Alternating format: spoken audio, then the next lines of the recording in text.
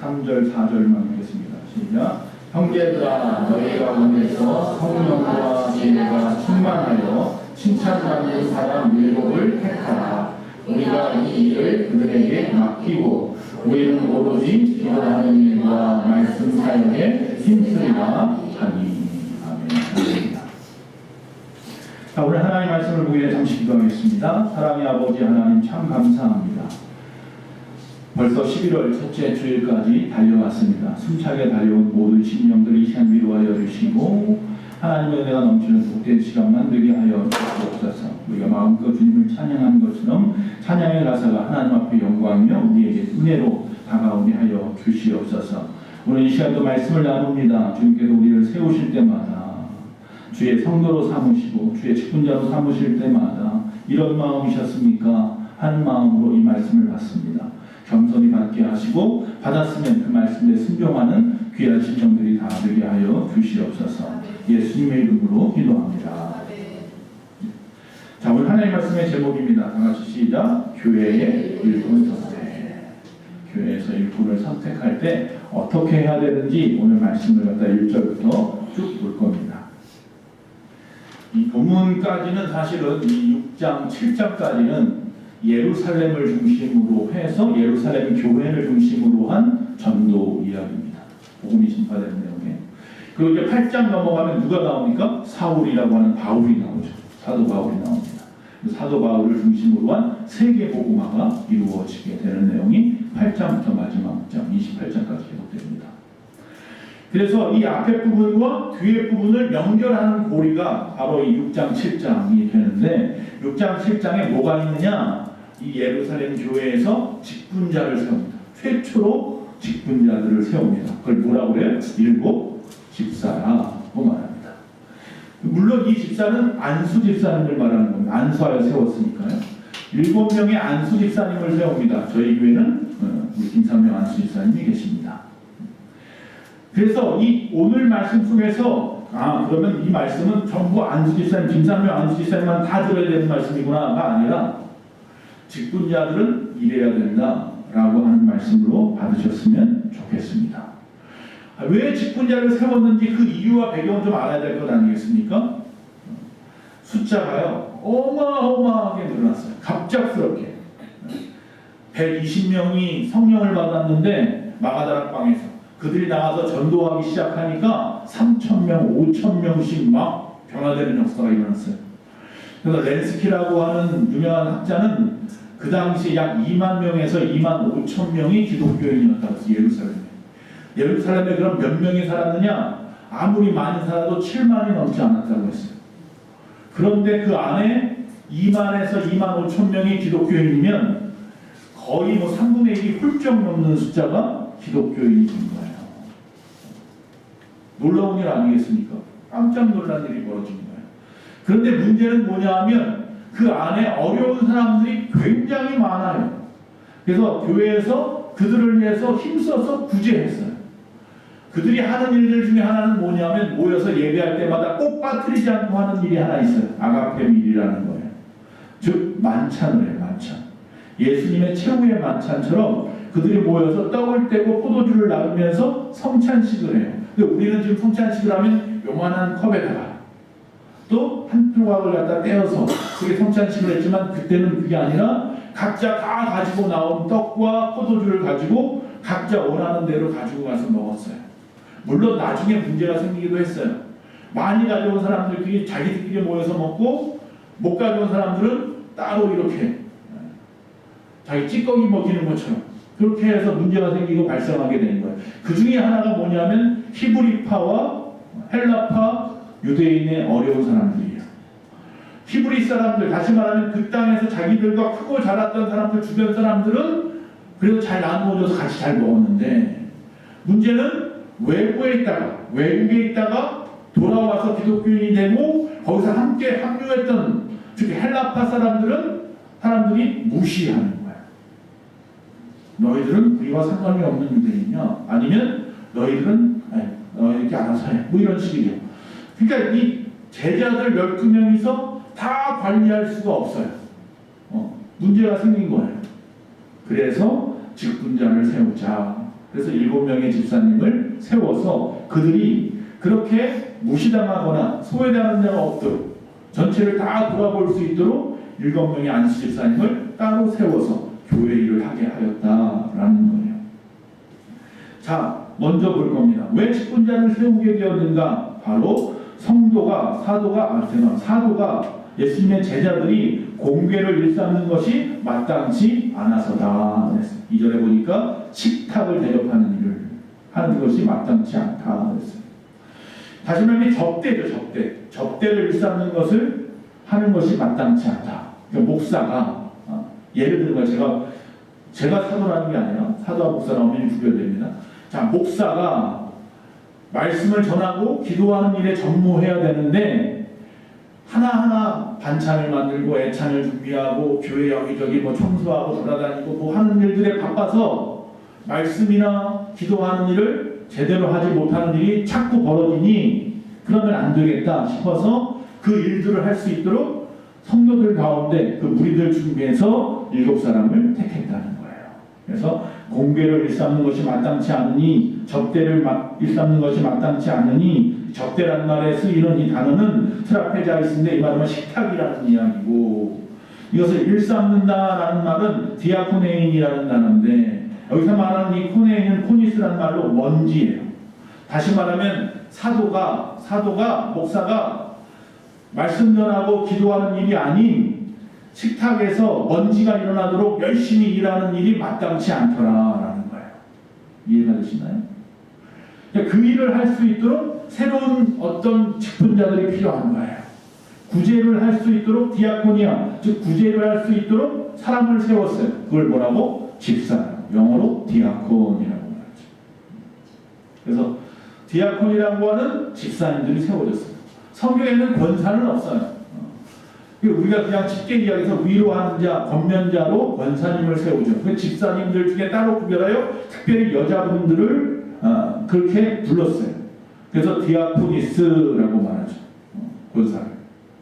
그럼 안수집사는 뭐라고 부르냐? 사실은 디아콘이 안수집사를 말하는 거잖아요. 안수에서 세웠으니까.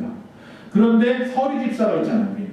서리집사, 안수하지 않고 임명하는 자들이 있어요. 준비하는 자들, 소위 말하면 인턴 과정을 하는 사람들이죠. 이분들은 1년에 한 번씩 바꿔요. 그래서 임시직이에요, 원래는. 올해는, 그러니까 지금부터 1년 동안은 우리 최북한 성도님이 이제 집사님 받을 텐데, 그러면 1년 동안은 뭐예요? 인턴 과정을 하는 거예요. 서리 집사라고 하죠. 그리고 그 후에 앞에 1년을 보고 계속 연장할 건지, 연장하지 않을 건지 또 정하는 거예요. 그래서 원래는 새해가 되면 서리 집사 임명식을 매해마다 하는 것이 맞아요. 그런데 그러다가 만약에 저분은 1년 동안 아무 일도 안 했으니까 내년에는 집사가 아니고 다시 평신도야 라고 하면 시험 들어 떠날 거 아니에요? 창피해서 떠난다고 그럴 거 아니에요? 그래서 그냥 놔두죠. 그게 그냥 습성이 됐어요. 습관이 된 거예요, 교회에. 그래서 그냥 놔두는 거죠. 계속 서리 집사인 거죠. 그 중에서 항존직이라고 뽑아요. 항존직은 원래는 엘더, 다시 말하면 장로죠. 장로님이 항존직이고 앞에서 말한 디아콘, 서리 집사가 아니라 안수 집사님이 항존직이에요. 항존직은 뭐냐면 항상 존재하는 직분이에요. 쉽게 얘기하면. 그러니까 그분들이 큰 죄를 짓지 않아요. 성경에서 말하는 죄를 짓지 않으면 간음을 했다든지 도둑질을 했다든지 사람을 죽였다든지 이런 큰 죄를 짓지 않으면 그분들은 언제까지 가는 거예요? 주님 오시는 날까지 가는 거예요. 안수 집사, 장로로 계속 가는 거예요. 물론 안수 집사님이 장로님이 되기는 하죠. 그러나 그 직분을 빼앗지는 않아요. 내려놓게 하진 않아요. 권사는 뭐냐? 원래 권사는 항존직이 아니에요. 권사도 사실은 당연직이 1년직인데 안수 집사님과 다른 의미로 여자 집사님 중에서 세우기 위해서 권사를 세웠기 때문에 권사님들도 항존직으로 우리가 받아들이는 거예요. 그러니까 성경에는 권사님은 따로 없어요. 이해가 되시나요? 남자 집사님들, 서리 집사님들이 안수 집사님이 되시니까 여자 서리 집사님들은 권사님으로 직함을 나중에 현대에 와서 세워놓은 거죠. 그리고 그 중에 교회 전체를 관리하는 목사와 장로가 교회를 감독하죠. 그래서 장로님이 계시고 또 목사가 있고, 그래서 목사 한 명과 장로님 두 분이 모여서 3명이 되면 그제서야 교회는 뭐가 돼요? 당회가 돼요. 장로교회는. 근데 우리 교회는 아직 당회가 아니에요. 소위 말하면 조직교회가 아니에요. 장로가 2명, 그 다음에 목사가 1명 있어야 조직교회가 되는데 우리는 장로님 1분 있고 목사가 1명 있으니까 미조직교회예요. 나중에 장로님 1명 더 세워지면 당회가 구성이 돼요. 모든 일을 그 당회에서 처리를 해요. 최종적으로. 그러나 지금 현재 그래서 미조직 교회들은 뭐를 해요? 교회 협의회를 만들어요. 그래서 교회 협의회를 만들고 그 안에서 모든 일을 감당해요. 그래서 현재는 우리 장로님과 안수 집사님과 권사 대표로 우리 정막달 권사님이 그 일을 하는 거예요. 그래서 교회 협의회가 저와 함께 4명이서 교회 전체적인 치리를 맡아서 보고 있는 겁니다. 교회가 어떻게 돌아가는지 조직이 다 이해가 되셨죠? 머릿속에 다 들어왔을 거예요. 자, 그처럼 교회 안에서 목사가 하는 일이 구별되어서 기도와 말씀이라고 분명히 성경은 말하고 있는데 구제하고 봉사하는 일까지 감당할 수 없어서 직분자들을 세웠다. 결국 구제와 봉사와 교회 모든 행정의 전반적인 일들을 감당하는 것은 교회 평신도 중에서 세운 대표들이다라는 거죠. 이것이 뭐예요? 절대로 계급이 아니에요. 계급이 아니고 이건 뭐예요? 각자의 분량대로 하나님이 주신 직임일 뿐이에요. 직책일 뿐이지 그것이 무엇이 더 낫다고 말할 수 없어요. 자, 현대는 기도와 말씀과 상담 치유까지 목회자가 담당을 하고 있고 그 외에 봉사와 전도와 구제와 뭐 이런 일들은 교회 행정 이런 것은 평신도들이 담당을 하고 있는 거죠. 왜 교회에 있는 조직이 필요합니까? 첫째로 성도들에 간에 사랑의 교제를 목적으로 하고 있다. 서로가 교회가 아름답게 건강하게 자라나서 서로 안에 지체라고 하잖아요. 몸이라고 하잖아요. 교회는 그리스도의 몸, 머리 되신 주님, 각자의 위치에 맞춰서 일하는 것들이 있고 그것이 하나로 조화롭게 사랑으로 이루어져 가기 위함이에요. 이건 절대로 통치 개념이 아니에요. 목사가 머리 위에 있고 장로님이 있어서 조직적으로 내려와서 무슨 일을 하다라고 해서 밑에 있는 사람이 일하고 그런 의미는 절대로 아니고 각자에게 주어진 직임대로 일하면 되는 거예요. 그렇지 않으면 이게 통치 개념이라고 생각하거나 계급 개념이라고 생각하면 교권주의에 빠져요. 그래서 권위, 독선, 아집 이런 것들이 가득해지죠. 그럼 논란해지는 거죠. 분명히 말씀합니다. 교회는 서로가 다 섭리라고 주신 각자의 직책이 있을 뿐 높고 낮음은 절대로 없습니다. 두 번째는 기도와 전도에 주력하기 위해서 조직을 한 거예요. 앞에서 말한 그대로입니다. 목사는 목사대로, 성도는 성도대로 각자의 맡은 일에 최선을 다하기 위해서요. 특별히 전도죠. 복음을 집회하는 것이 교회의 가장 큰 임무거든요. 그런데 현대 교회의 문제는 당장 우리 교회부터도 교회에 여러 가지 프로그램들이 있습니다. 그 중에서 정말 전도를 위한 프로그램이 몇 가지나 되나 한번 생각해 보십시오. 우리 교회 같은 경우는 주일날 교회 앞에 나가서 다 같이 찬양 전도를 합니다. 그건 이제 전도 프로그램이죠. 그런 전도 프로그램과 아니면 신교를 목적으로 한, 교제를 목적으로 한 또한 그런 다른 프로그램들 사이의 비중을 따진다면 어느 쪽이 높습니까? 항상 기도와 전도가 먼저여야 하는 거죠. 자, 교회에는요, 이 3대 사역이라는 것이 있습니다. 첫째는 뭐냐면 캐릭마라고 해서 말씀이 선포되는 것을 말합니다. 그러니까 교회에서 꼭 필요한 것은 예배, 전도, 교육 이런 것들이 필요한 거죠. 성경 공부 같은 거죠. 그 디아코니아라고 말합니다. 디아코니아는 뭐냐면 구제하는 일, 사회 봉사 이런 거죠. 서로 봉사하는 일들. 교회가 세상의 빛이 되고 소금이 되는. 교회 안에서도 마찬가지고. 또 코이노니아라고 말하는 것은 우리가 말하는 사랑, 교제, 화목, 어떤 공동체의 단합 이런 것들을 위한 거죠. 이 세 가지가 교회가 갖추어야 되는 사역인 거예요. 그래서 앞에서 말하는 캐리마 같은 경우는 목회자를 중심으로 하겠죠. 또 디아코니아와 코니오니아는 여러분들을 중심으로 한 것이겠죠. 자, 그러면 어떤 사람을 교회 직분자로 세워야 합니까? 라고 말할 때 이미 성경에 답은 다 나와 있는데요. 오늘 말씀에 하나님께서 세운다는 것부터 시작해야 됩니다. 교회는 직분자를 누가 세워? 목사님이 세우니까 목사님한테 잘 보여야 돼. 목사님 앞에서는 열심히 하는 척이라도 해야겠다. 그거 아니죠. 하나님이 세우는 겁니다. 목사가 사람인데 사람이 세우면 실수하게 되어 있어요. 저도 그래서 지금까지 16년 목회하면서 엄청나게 많이 실수했고 부교육자 13년 하면서 엄청나게 많은 실수를 했어요. 이상하죠? 이게 참 기도하지 않고 한 것일 수도 있는데요. 직분 주기 전까지는 열심히 하시던 분이 직분자가 딱 되는 순간 시험에 들어서 얼마 남지 않고 교회를 떠나버리거나 문제를 일으키는 경우들을 수없이 봅니다. 왜 그래요? 주님이 원하시는, 하나님이 원하시는 자를 세워야 하는데 인간의 보기에 좋은 자를 세우다 보니 실수하는 경우들이 사실 많이 있습니다. 아니면 또 반대로 하나님께서 세우신 것은 맞는데 그가 그 연단을 이기지 못한 경우도 있을 수 있겠죠. 그래서 여러분에게 교회에서 직분을 맡아서 감당하십시오라고 말하면 기도하셔야 돼요. 이 하나님이 주신 건가? 그렇다면 아멘하고 기쁨으로 그 일을 시작하면 되는 거예요. 그럼 그것은 뭐가 돼요? 복이 되는 거예요. 그런데 자신을 높이거나 자신의 자랑을 위해서 자신의 이력 하나 높이려고 남들 체면 때문에 세워지는 그런 목회자를 비롯해서 모든 직분자라면 결국 교회를 어렵게 만드는 자가 될 거예요. 힘들어요. 자신도 힘들고 교회도 힘들어져요. 그래서 하나님의 마음에 합한 자가 교회 직분자로 세워져야 하는 겁니다. 다시 말하면 하나님의 마음에 합한 교회 직분자는 뭐예요? 교회에 필요한 자가 되는 거예요. 하나님이 만드신 이 교회에 순종하는 자들, 그 직분에 감당하기 위해 최선을 다해 충성하는 자들을 세우시는 거예요. 얼마만큼 충성해요? 성경은 뭐라고 해요? 죽도록 충성한다고 했어요. 내 목숨까지도 교회를 위하여 헌신할 수 있는 자들을 세우는 거예요.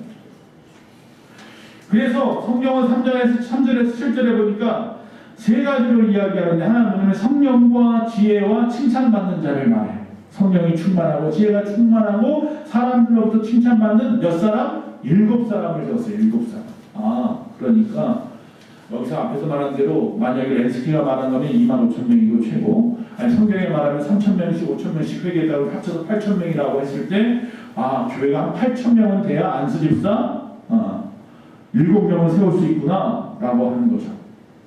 그러나 사실 그것은 거기에 맞춰진 것이니까 지금 우리하고 같은 실상은 아니고 단지 7은 완전수예요. 그래서 그 교회에 딱 필요한 만큼 합당한 만큼만 세우라는 이야기예요. 이제 많은 경우가 이제 문제가 뭐냐면 성도들은 늘어나지 않는 상황에서 성도들은 계속해서 그 교회에서 1년, 2년, 3년, 4년 계속 쌓여가죠. 그러면서 문제가 뭐예요? 그분들이 직분을 갖다 계속 받을 수밖에 없으니 머리만 커진 거죠. 평신도는 없고 일반 성도는 없고 전부 권사님들, 전부 장로님들, 전부 안수집사님. 그러니까 일이 한쪽으로만 치우쳐져 버리고 제대로 일이 이루어지지 않는 경우도 있죠. 어쨌든 간에 교회에 필요한 일꾼의 자리 첫 번째 뭐라고요? 성령이 충만한 사람을 세워야 합니다. 이것이 기본입니다. 재산이 많아야 됩니다. 권력이 많아야 됩니다. 세상에 어떤 지식이 그게 아니라 성령이 충만한 자입니다. 성령 충만하지 않고 세상의 것만 충만한 사람들 때문에 예전에 강남에 있는 권사님들 문제를 일으켰던 걸 우리가 잘 기억합니다. 온 로비 사건 문제. 둘째로 지혜가 넘쳐야 합니다. 지혜가 넘쳐야 합니다.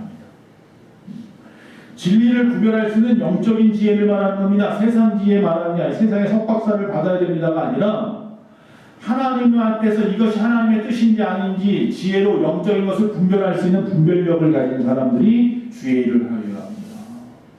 그래야 이 사람들이 하나님의 영광 돌리고 하나님의 일을 하는 것이지, 안 그러면 나에게 영광 돌리고 내 일 하는 경우들이 많이 있어요. 제가 전에도 말씀드렸죠.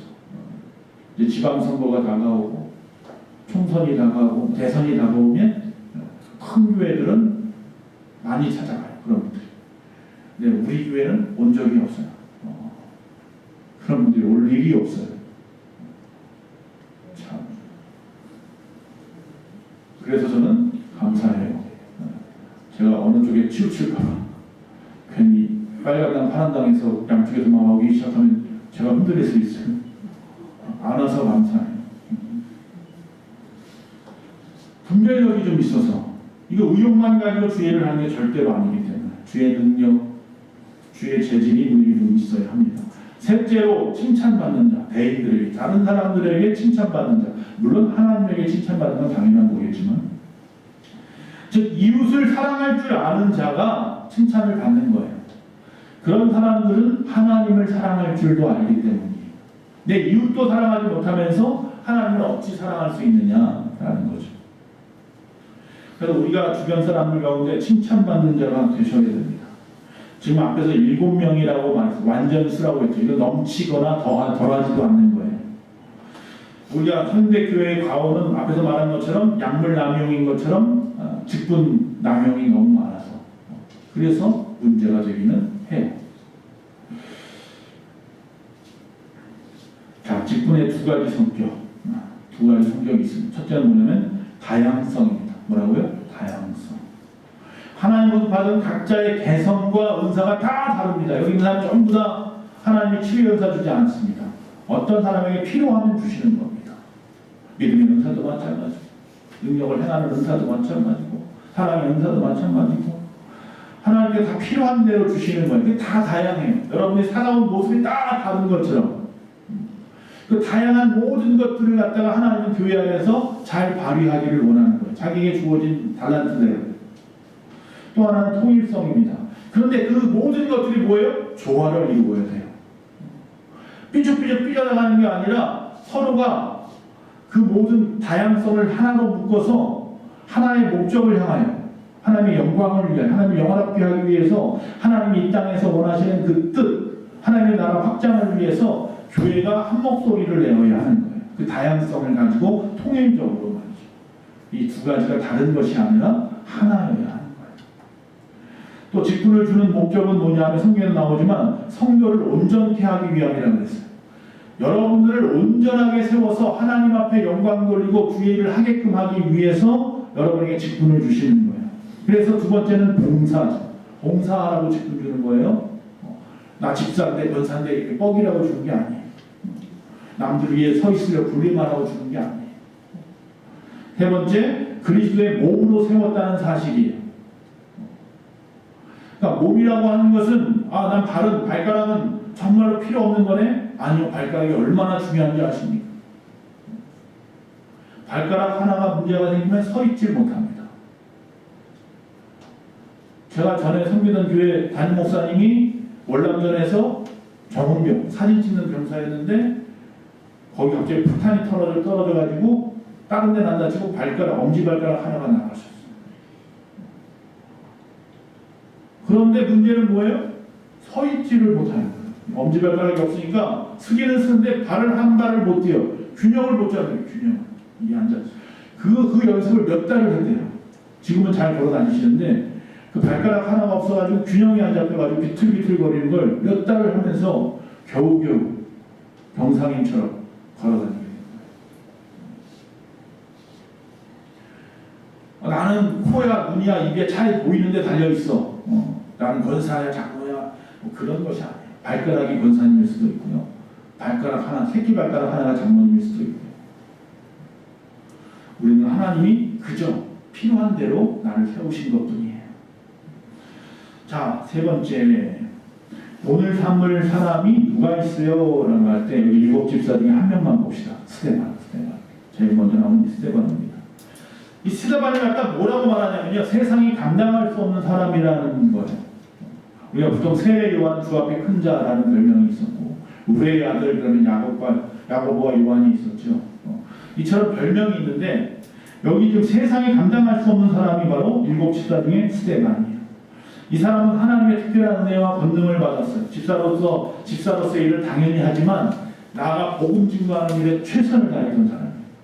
열심히 전했어요. 세상에 나가서 끊임없이 복음을 전했어요. 완전히 성령에 사로잡혀서 살았어요. 마치 모세가 그 빛이 나서 사람들이 보고 눈을 뜰 수 없으니까 얼굴에 이마에다 수건을 두른 것처럼 항상 천사와 같은 얼굴을 하고 다녔어요.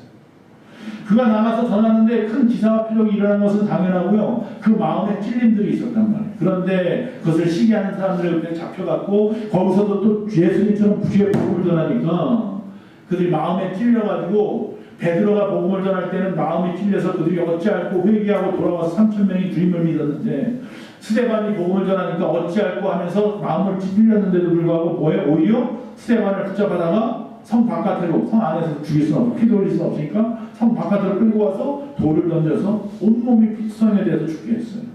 그러나 성경에 보면 그 얼굴이 천사와 같다 그랬어요. 하늘 문이 열렸다 그렇죠. 그 뭐라고 말합니까? 저들의 죄를 용서해달라고 예수님처럼 말하죠. 그게 스데반 집사. 여러분 그런 각오 가지고 직분하는 거예요. 그런 각오 없이 직분을 맡다 보면 시험 들 때도 있고 오히려 직분이 나에게 짐이 될 수도 있어요. 그래서 죽도록 풍성하라고 말씀하는지 몰라요. 그가 정말로 세상이 감당할 수 없는 이유는 첫째로 항상 정당하고 흠잡을 데 없기 때문이에요. 말씀에서 벗어남이 없기 때문에 누가 거기에 가지고 야, 이 사람은 뭐 나쁜 짓 했잖아, 이 사람 어떤 사람이잖아 손가락 살 것이 없는 사람이에요. 모든 것이 그리고 자기 중심이 아니라 항상 하나님 중심이에요. 하나님 우선이에요. 그러니까 자신이 좀 손해를 봐도 하나님이 영광 받으시면 그것으로 만족하는 사람이에요. 세 번째로 그에게는 권위가 있어요. 신적인 권위가 있어서 말 한마디 던질 때마다 사람들이 무서워해요. 두려워해요. 왜 그래요? 성령 충만하기 때문이에요. 그 사람이 바로 스데반. 그래서 그 사람을 갖다가 세상이 감당할 수 없는 사람이라고 말합니다. 여기 우리 교회 직분자들 전부 다 세상이 감당할 수 없는 분들이 되기를 바랍니다. 아브라함 링컨이 뭐라고 했어요? 40대가 되면 자기 얼굴에 책임을 져라고 했어요. 여기 40대 이상 되시는 분들 여러분 얼굴에 책임을 집시다. 한국의 교회 수가 기하급수적으로 늘어나고 있는데 그와 반비례하는 것이 있답니다. 능력 없습니다.